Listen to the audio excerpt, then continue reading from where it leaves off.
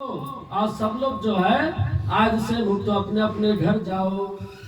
भगवान बोले भैया एक दिन एक रात के लिए आदमी कन्या घर न आए तो इसके ऊपर कलंकित लगा देते हैं। उसको क्या कर देते हैं? कलंकित कर देते हैं। हम तो यहाँ कई हजार वर्ष तक जेल में पड़े थे तो हमारा कोई नहीं, अब हम कहाँ जाएं? अब हम कहाँ जाएं? अब हम कहीं नहीं जा सकते हैं। आपकी चरणों की ही सेवा में हम चाहते हैं। हम क्या चाहते हैं? आपकी चरणों चरण सेवा ही करना चाहते हैं।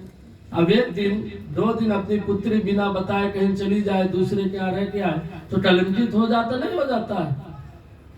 अब कलिकाल में तो कुछ नहीं जाता कहा जाता, लेकिन पहले यह था कि घर से 9 बजे के बाद स्त्रियां घर से बाहर नहीं जाती थी। आज से 40-50 साल पहले की बात है। 50 साल पहले आज भी गांव घर में जाओ तो 8 बजे 9 बजे के बाद स्त्रियां घर से बाहर नहीं निकलती है। शहरी इलाकों की बात अलग है।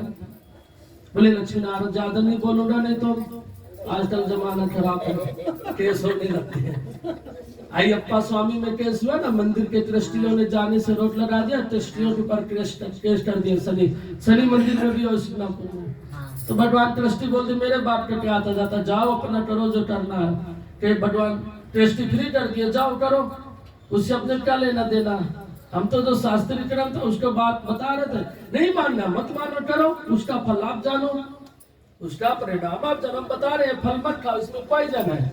अब बात नहीं मानोगे, खा रहे हो तो खाओ, उसका परिणाम आपको मिलेगा, अपने क्या लेना देना। तो कहने का तात्पर्य क्या है कि 16,100 कन्याएं ने हाथ जोड़े, बोले प्रभु हम कहीं नहीं जाएंगे, आपके श्री चरणारविंद में ही रहेंगे। भगवान कन्हैया मानो सबको अपना दासी के रूप में, अपने पत्नियों के रूप में सबका वर्ण कर लिया। अब बोले इतने 16,100 कन्याओं के साथ विवाह करेंगे कितना समय लगेगा? हाँ कितना समय लगेगा बताओ? बोले हमारा सारा काम धाम इसी में निकल जाएगा, हमें और दूसरा काम तो वो कर ही नहीं पाएंगे, और हम दूसरा काम तो कर ही नहीं पाएंगे। तब भगवान ने क्या सोचा? हाथ में सिंदूर लिया और वायु देवता का ध्यान किए।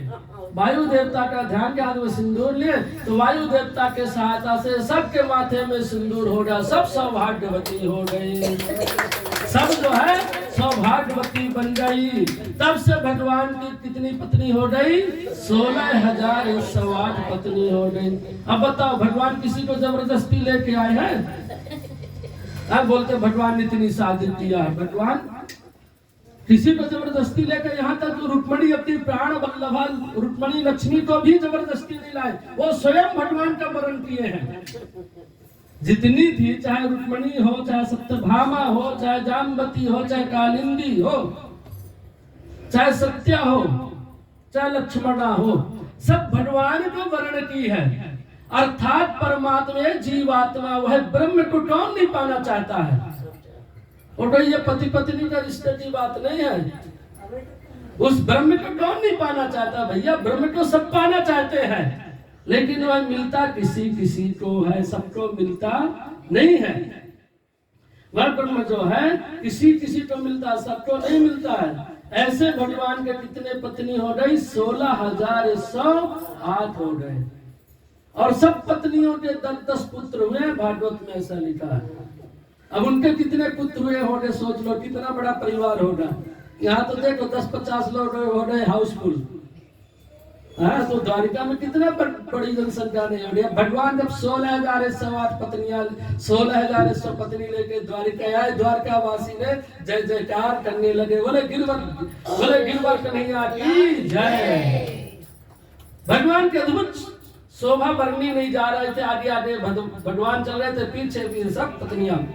अब यह दृश्य देखकर नारद मुनि मन में रहा नहीं गया कि भगवान एक दो आ जाती है तो एकदम ऐसा फाइट होता है कि जीना हराम हो जाता है। ये शादी कर लो, 2 शादी कर लो, देखो फिर सौतन आती है तो क्या हाल दिखाती है। रोटी नहीं मिलती है, बोलती जाओ वहां रोटी खाना, बोलती वहां रोटी खाए, बीच में इधर उधर घूमता रहता आदमी, न इधर रोटी न उधर रोटी। तो बोले 16,108 पटरानियों के साथ भगवान कैसे रहते? चलो एक बार भ्रमण करके तो आते हैं। अब नारद मुनि स्वर्ग लोक से कहाँ पहुंचे? द्वारिका नगरी। भगवान जानते नहीं है, भगवान नारद मुनि चुपे चुपे देखते हैं कि भगवान कर क्या रहे हैं। अब भगवान रुक्मिणी के घर में गए तो भगवान जो है तो रुक्मिणी के साथ हास प्रयास कर रहे हैं। अब जामवती के यहाँ गए तो भगवान स्नान कर रहे हैं। सत्यभामा के यहाँ गए तो भगवान पूजा कर रहे हैं। कालिंदी के यहाँ गए तो भगवान आराम कर रहे हैं। ऐसे जितने पत्नियों के यहाँ गए वैसे अलग अलग कर्म में भगवान मिले। अब नारद मुनि अचंभित हो गए, नारद मुनि अचंभित हो गए, ये क्या हो रहा है। तब लास्ट में नारद मुनि को भगवान श्री कृष्ण ने अपनी माया को मिटाया और नारद मुनि को माया का जो मान था वह नष्ट हुआ। भगवान द्वारकाधीश के चरणों में प्रणाम किए, बोले बहुत दिन हो गए थे प्रभु आपके दर्शन नहीं हुए। तुम बोले चलो आज द्वारका नगरी का भ्रमण करते हुए जा चलते हैं। ऐसे नारद मुनि ने भगवान श्री कृष्ण को प्रणाम करके द्वारिकापुरी से विदा कर लिए। इतने में भगवान का जो पुत्र था प्रद्युम्न, उसका दूसरा विवाह जो है तो रुक्मी के बेटी के संग हुआ है। जो रुक्मिणी का भाई था रुक्मी, तो उसकी बेटी के संग जो है प्रद्युम्न का विवाह हो गया। अब विवाह हो गया तो रुक्मी और तेज हो गया, रुक्मी और गुस्सा में हो गया। लेकिन अब संबंधी था, क्या करे, अब संबंधी बन गया था। तो भगवान ने एक दिन जो है उसको 64 में आमंत्रण किए दूध क्रीड़ा में। उसमें बलदाऊ जी भी गए थे और रुक्मी भी था उसी क्रीड़ा में। और रुक्मी बार बार जब बलदाऊ जी जीत रहे थे, 1000 मोहर जीते और रुक्मी बोला मैं जीता हूँ, झूठा बोलने लगा, सबसे सब जोर जोर से चिल्लाने लगा मैंने जीता। एक बार, दो बार हुआ, तीसरी बार हुआ। अब बलदाऊ जी बोला कि मैं जीत रहा हूँ, बार बार झूठ बोलता है। बलदाऊ जी को क्रोध आया तो बलदाऊ जी ने उसके भाई रुक्मी को उठा के श्री राम जय राम कर दिए। अब यह समाचार किसको मिला, रुक्मिणी जी को मिला कि मेरे भाई का आज वध हो गया है। यह समाचार जो है रुक्मिणी जी को मिला कि मेरे भाई का आज हमारे इनके बड़े भाई के द्वारा, ज्येष्ठ के द्वारा मृत्यु को चले गए हैं। अब रुक्मिणी सोचती है कि भगवान द्वारकाधीश कुछ रिप्लाई देंगे। भगवान काहे को रिप्लाई दे, भाई वो तो गलत ही किया था। अब रुक्मिणी जी को एक दिन दो दिन रुक्मिणी जी जो है तो आ गई कहाँ, हस्तिनापुर आ गई। अब उधर द्रौपदी जी मिल गई हस्तिनापुर में। दोनों एक दूसरे का हाल समाचार जब बोला, पूछे, बोले कन्हैया था तुम विवाह कैसे हो। इन्होंने पूरा विवाह का विवरण बताया। फिर रुक्मिणी जी पूछे भैया तेरा विवाह कैसे हुआ, तो भी अपनी दशा बताई कि पांडव जो है तो ब्राह्मण का वेश धारण करके आए थे, द्रुपद ने और द्रुपद नरेश ने जो है तो वहाँ पे ऐसे से वरण करके लाए। और वरण करके लाए तो उनकी माता ने बोल दिया कि जाओ आपस में बांट लो। तो भैया तब से हम पांचाली बन के रह गए, तब से हम पांचाली बन के रह गए। फिर इसके बाद जो है तो भगवान के पौत्र का नाम था अनिरुद्ध। भगवान के पौत्र का नाम था अनिरुद्ध। अनिरुद्ध जो है बड़े सुंदर थे। अब भगवान का परिवार है, कहते हैं ना कि बाबा नाती का चेहरा मिलता जुलता है। ऐसा मैंने सुना है कहीं कि बाबा और नाती का चेहरा सेम टू सेम मिलता है। अब भगवान श्री कृष्ण के साथ जो है उसका चेहरा मिलता, बड़े सुंदर अद्भुत बालक थे। उधर जो है तो बाणासुर की बेटी, बाणासुर किसका पुत्र था, किसका पुत्र था, बलि का पुत्र था बाणासुर। मैं पहले बताया था बलि का सब 100 पुत्र थे, उसमें जो है तो एक पुत्र था बाणासुर, इसकी 1000 भुजाएं थी। अब बाणासुर की पुत्री का नाम क्या था, उषा। उसकी पुत्री का नाम था उषा। लेकिन बाणासुर भगवान शिव जी का बड़ा अनन्य भक्त था, इसका खानदानी भक्ति वाला था। महाराज प्रहलाद को देखो, बलि को देखो, कहते ना किसी किसी का खानदानी भक्ति भाव हो जाता है। तो बाणासुर जो है शिव जी का परम अनन्य भक्त था। वो शिव जी की बहुत सेवा करता था और शिव जी को बाणासुर को भी अपना परम शिष्य मानते थे।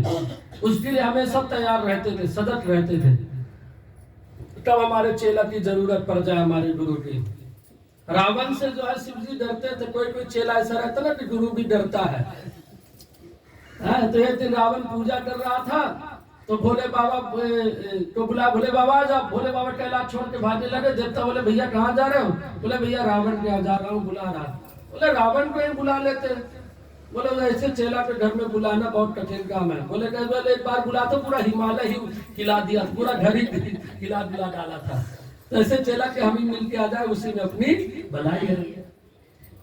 तो बाणासुर जो है तो बड़ा पवित्र था, शिव जी का अनन्य भक्त था। उसकी पुत्री का नाम उषा था।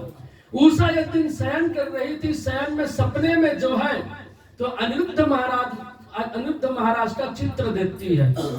वह फोटो देखकर बड़ा आनंदित हो रही है, अनिरुद्ध महाराज का आलिंगन करती हुई है, अनिरुद्ध महाराज के साथ खेल रही थी, क्रीड़ा कर रही थी। वह संपूर्ण सपना देखी और सपना देखी सुबह उठी तो उस गहन चिंता में बैठी थी।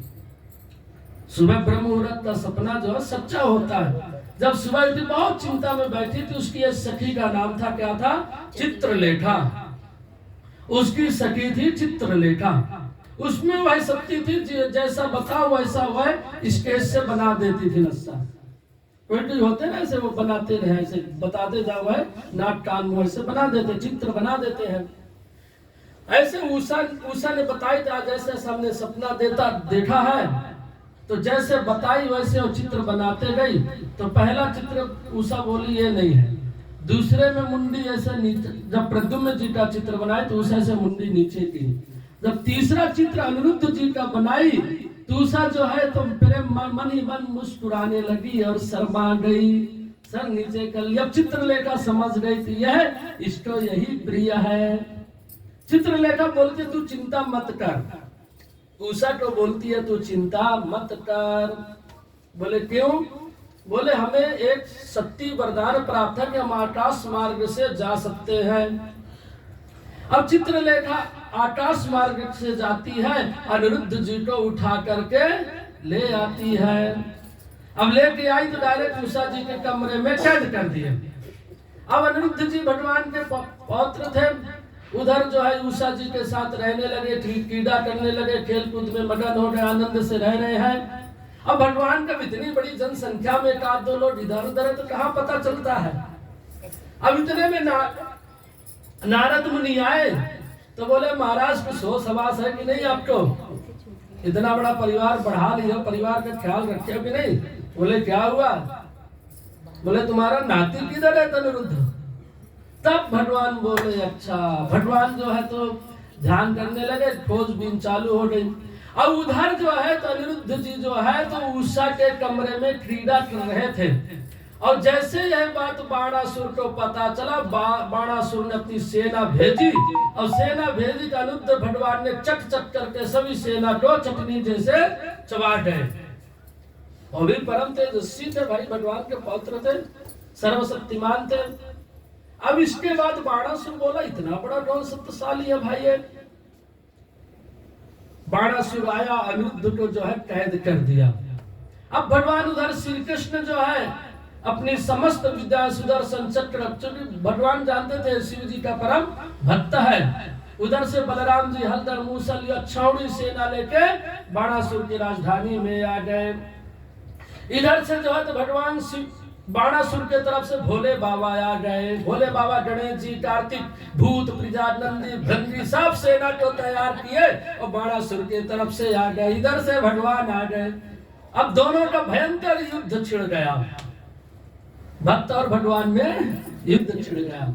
उधर से शिव जी बाण चलाए, इधर से ये कई दिनों का युद्ध यह चलते रहा।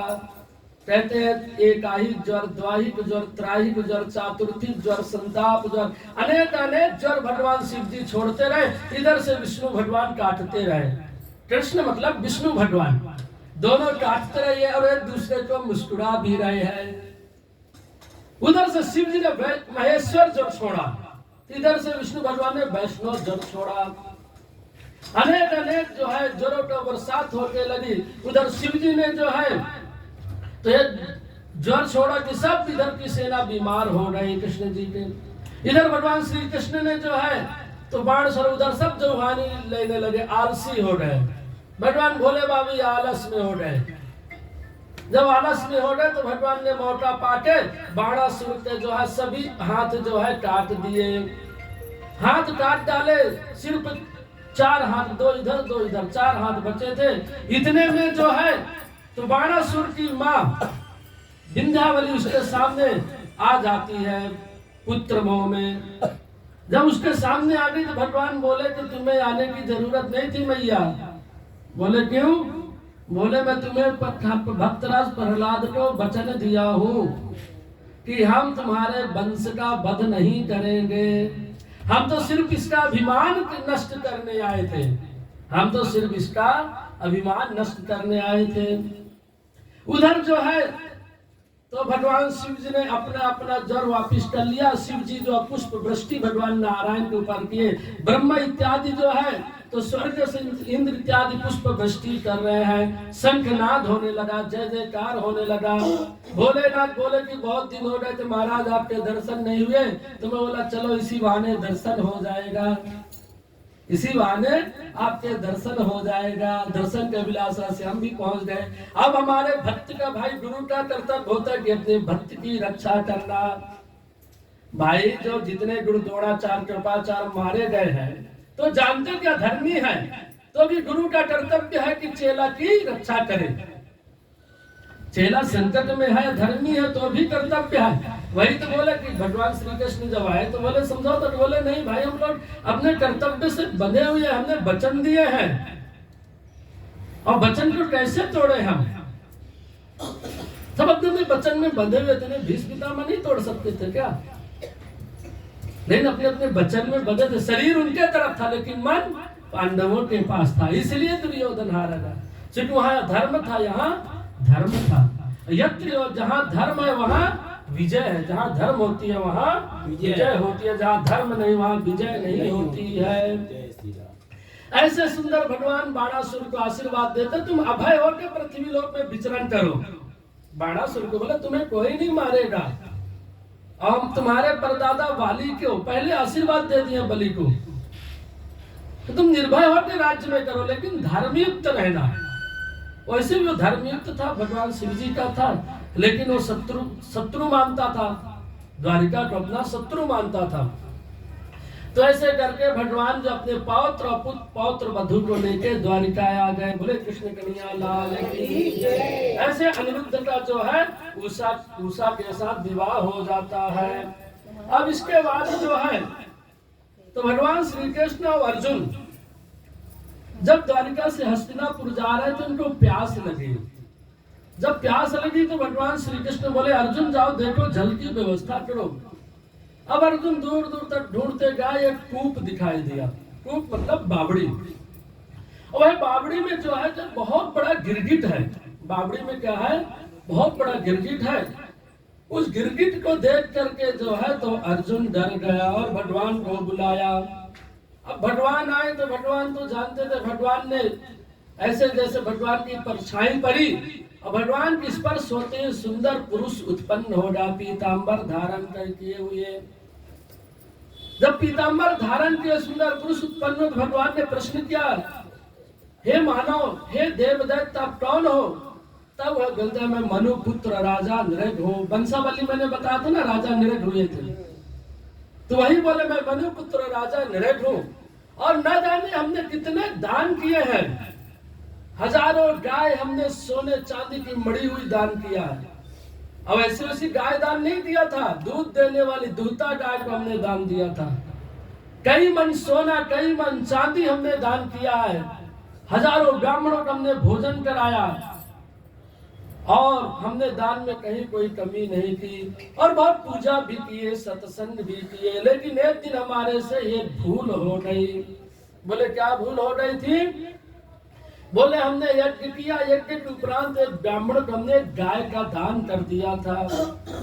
अब गाय का दान कर दिया, लेकिन वह ब्राह्मण गाय को लेकर चले भी गए, लेकिन किसी संयोगवश वह गाय आके गौशाला में हमारे आ गई और उसी गाय को हमने क्या किया कि पुनः एक पंडित जी आए तो हमने उसको दान कर दिया, हमने ध्यान नहीं दे पाया। और वह पंडित जी गाय को लेके गए तो उधर जिसको हमने पहले दान दिया था, दोनों का आपस में फाइट हो गया, झगड़ा हो गया, दे दनादन। अब दोनों बोले, उसने बोला हमने दी, हमें दिया, उसने बोला हमें राजा ने दिया। अब दोनों में खूब झगड़ा हुआ। बोले तू चोरी किया, बोला मैं चोरी नहीं किया, राजा ने हमें दिया। तू चोरी किया है, तो बोला हमें राजा ने दिया। तो बोला इसका निर्णय कौन करेगा? देने वाला ही करेगा। चलो दोनों पंडित जी ब्राह्मण देवता क्या किए, राजा के पास आए। अब राजन को बोले हे राजन, तुमने गाय हमें दान दिया है? तो राजा बोले हाँ। फिर दूसरा बोले तुम्हें दान दिया, तो राजा बोले हाँ। तो बोले तुम दोनों को, एक गाय है, दोनों को कैसे दान दे सकते हैं? राजा ने बोला कि भाई भूलवश हो गया, तो गाय के बदले तुम हजारों गाय ले जाओ, लाखों गाय ले जाओ। अब गलती तो हो गई, तो एक गाय के बदले हजारों गाय लेके चले जाओ, भाई मेरे अपराध को क्षमा करो। राजा ने दंडवत होकर कई बार क्षमा अपराध मांगा, लेकिन ब्राह्मणों ने उस राजा को क्षमा नहीं किया। बोले जाओ तुम आज गिरगिट की तरह बदल रहे हो, तो तुम गिरगिट योनि को प्राप्त हो जाओगे। तब से मैं गिरगिट योनि में प्राप्त हुआ। लेकिन हम ब्राह्मणों ने दया करके मुझे कारणवश बतला कि जब द्वापर युग में भगवान श्री कृष्ण आएंगे तब आपका उद्धार होगा उनके स्पर्श मात्र से। तब से आज तक प्रभु मैं आपका इंतजार कर रहा था। बोले कृष्ण कन्हैया लाल की जय। तो कहने का तात्पर्य है कि ब्राह्मणों का धन भूल से भी नहीं खाना चाहिए, नहीं तो शूल के समान होता है, वज्र के समान होता है। यह राजा जो है कैसा बतलाता है,